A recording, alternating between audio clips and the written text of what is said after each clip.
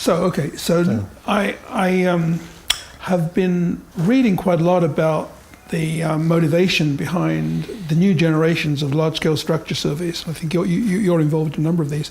And so the question that I'm not clear about is, it is claimed by some of the advocates that ultimately one can do higher precision cosmology than one can with the cosmic microwave background.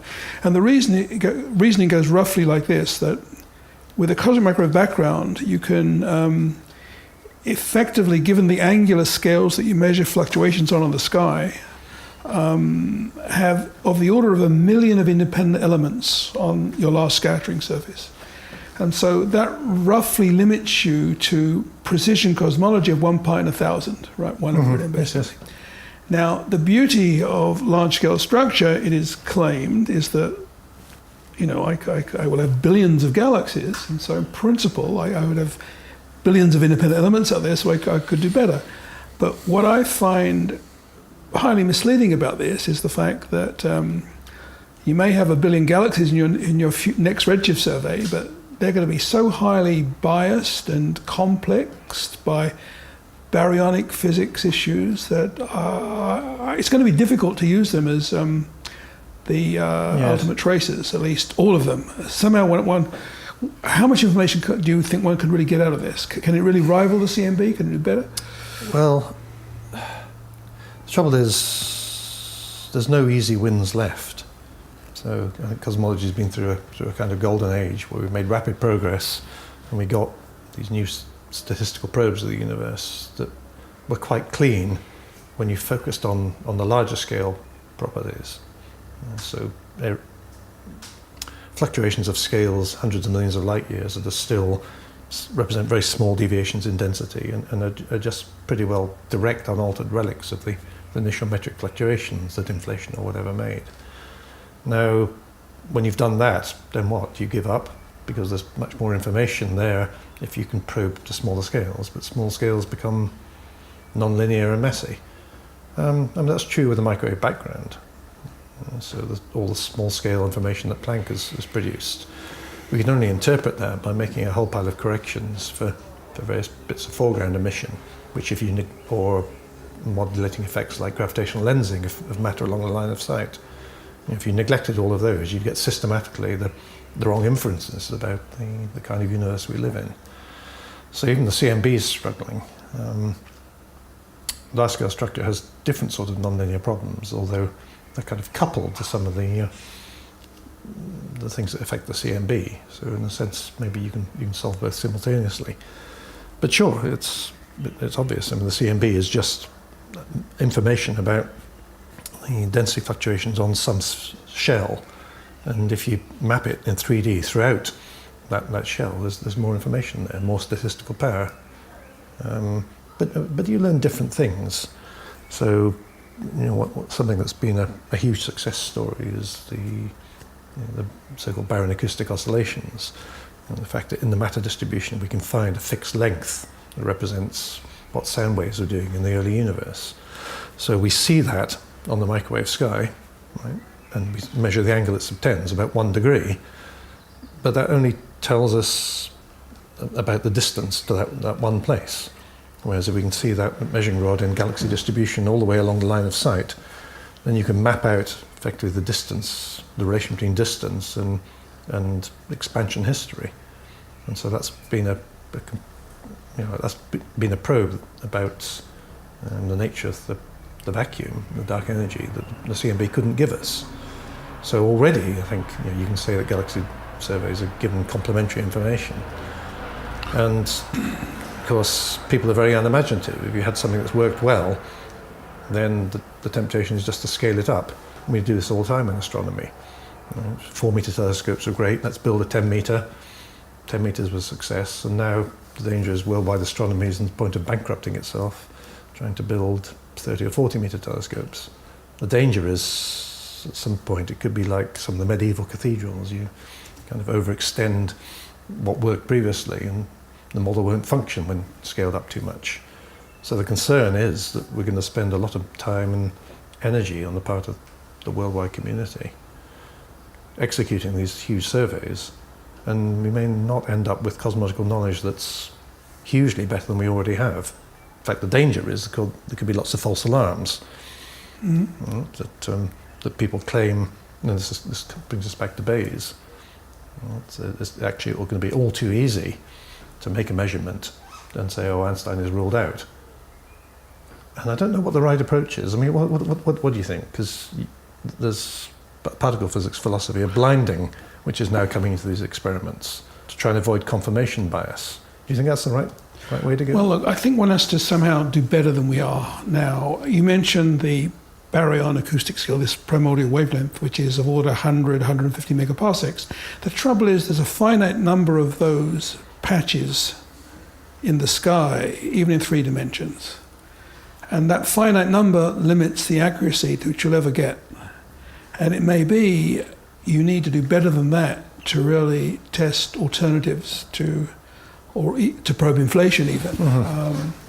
And so the only way to do better is to go to smaller scales, which is where you're running into the problem now with the galaxy surveys. It just gets more and more complex, and our larger and larger telescopes of the future are very good for focusing in on the small scales, which is not necessarily well matched to probing these large scales. But on the other hand, if the future does lie with the small scales, then ultimately we've got to understand things there. And the problem I see there is that using telescopes, conventional ones, is going to get you into this incredibly messy star formation, galaxy formation regime, where we'll be learning a lot about the physics of how structure formed, but very little about the initial conditions. And the only way I think to do better is to go to a totally different wavelength, 21 centimeters, and to probe the gas clouds in the universe long before the structures formed, the star-forming structures formed. And there, first of all, you're probably in the linear regime, so you don't have these complications from all this complex physics. You have the advantage of going to very small scales, so you have many, many independent cells in the universe to use to be down on your statistics. But the problem is it's incredibly difficult to get there. Yes. Well, I mean, I think you're more optimistic than I am, because even though you might think the gas between the galaxies is easier to understand than the galaxies themselves, they are all intermingled. I mean, not 21 centimetre, but ionized gas, the gas in the Lyman alpha forest. People have argued should make a good cosmological probe, and good stuff has come out of that. And yet, you think that's not actually primordial. Mainly what we see is the signature of the hydrogen, but when you look in detail, you see that gas is corrupted with metals. So it's been subject to feedback processes from star formation. And the same is going to be true of 21 centimetre. I mean, what we expect to see mapping neutral hydrogen is the process of reionization. Right? So the texture of the neutral hydrogen distribution is going to be affected by energy input from the first generation of quasars. That's precisely and calculating right. what that's going to be is not easy. Sure, you're right. So the universe, where you study intergalactic gas, circumgalactic gas, out to redshifts of a few, where the gas is contained with metals, that clearly is going to complicate things immensely. The same is true for hydrogen at the reionization epoch. But if you're really ambitious, you'll go back even further, because we know there was an epoch before the first quasars, before the first X-ray sources, before the first stars, where there was hydrogen in clumps, predicted by the Standard Theory. These clumps are the precursors of the galaxies. And that would seem to be the most fertile regime one could imagine. There are experiments now which are beginning to explore the possibility of going there. One has to go to incredibly low frequencies to map 21 centimeters at these very, very high redshifts, but it's not impossible. But if you go to high enough redshifts, then you're only, it's like the CMB is like the surface of a ball. You're talking about kind of thickening that to an orange peel or something. But still, most of the volume is in the complex universe and stuff out to redshift 5 or 10. And we need to try and get statistical information out of that. That's true, but nevertheless, you do have 3 dimensions working for you in this gas, which is slightly cooler than the microwave background, so you can see an absorption against the microwave background, and you can study its fluctuations. And it's clear it's much more powerful than the microwave background itself in the sense of giving you much more possibilities for doing statistics. And you do have the advantage that it's not contaminated by nonlinear structure formation. So I would say it's an open question as to how much information one can extract from this, but it's clearly one of the frontiers in cosmology. Yes, the problem with all of this, I think, is that we don't really have a target. If you look at a great success story of big science, you'd point to finding the Higgs, and that's kind of similar sort of scale to some of the big cosmological experiments, or at least getting that way. Similar triumph of beating all sorts of systematics and making very precise measurements. But at least they knew that if not the Higgs, something, some sort of phenomenon had to be there. Whereas we don't really have a target. What we've been doing recently is, say, asking the question, could Einstein gravity be wrong? Could the dark energy not be a cosmological constant? And we're kind of agnostic about whether it is or not. So we're just parameterizing deviations and shrinking the error bars in those parameters. Mm-hmm. So we know now that, say, the energy density of the vacuum was the same when the universe was half its present size as at present, to a tolerance of about 10%. And if you look at all the experiments that are on the roadmap, if we do well, we'll get that down to 1% maybe. So we're hoping, are we? Some people are hoping that there's going to be a deviation from standard theory that pops its head up in that 1 power of 10. But I agree. We don't have a good reason to suppose that will be the case. So when I look at the future, I concern myself that cosmology will exhaust itself. It'll go to these huge efforts, have these intersecting probes, each one with very difficult small-scale issues to solve, and they'll somehow come to some kind of agreement and say, actually, at this level of precision, the simple standard model of cosmology still works. I don't know where we go then. Yeah, this is really a problem, because all these efforts to define dark energy better are simply converging on the simplest possible model, a constant cosmic constant so far, and we've advanced this by a couple of factors of 10, and the whole future goal of the big telescopes will be to go a bit further, but there's no guarantee of success. Exactly the same statement can be made. So that's large-scale structure research. The same statement can be made for cosmology or probing inflation with the microwave background. There is, the gravity wave imprint is a wonderful prediction, but there's no guarantee we'll ever find it. That's why I am attracted to one area where there is a very definite prediction, first made by genes, that there's a certain cloud size in the early universe which is fundamental to structure formation. And since the time of genes, this has been elaborated on by the cosmologists, who've concluded that not only is there a minimal cloud size, but the condition you have to attach to that is that the cloud must be able to lose energy, cool, be able to make stars. And that's critical. And if you simply put those two statements together, you come up with million solar mass type numbers as your basic building blocks of all structure. And I would say that is a unifying theme to just about every theory of structure formation, just almost every plausible one I've seen.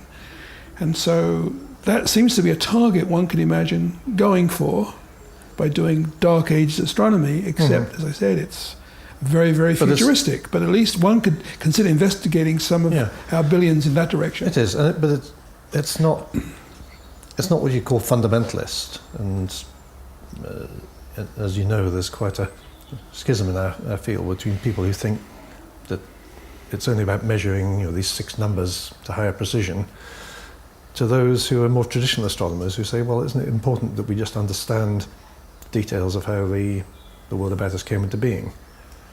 But I don't know, does that attract you? The way I've always looked at it is, why did I choose to become a cosmologist rather than another kind of astronomer, let's say a solar astronomer? We know much more about the sun than we'll ever know about the universe. I think the honest answer is I'm a bit scared of complexity. When you know too much and the physics is too dirty and detailed, you think you're never going to be able to actually properly understand all of this. And so I suppose my concern is that maybe cosmology is becoming a bit more like solar physics. But we still lack. We still have simple goals, though, and I think we're in danger of forgetting them. So can we come back to fine tuning? Because here's something I think people forget that we don't understand at all. The density of ordinary baryonic material you and I are made out of is to order of magnitude the same as that of the dark matter. Now, do you think we understand that? I think are we doing anything in astronomy that's going to help us understand that? Well, there are theories out there that try to address this. My favorite theory, which actually does get the answer right, although it's a minority view, is what is called asymmetric dark matter. It just says that normally in most dark matter theories, the dark matter particle is its own antiparticle.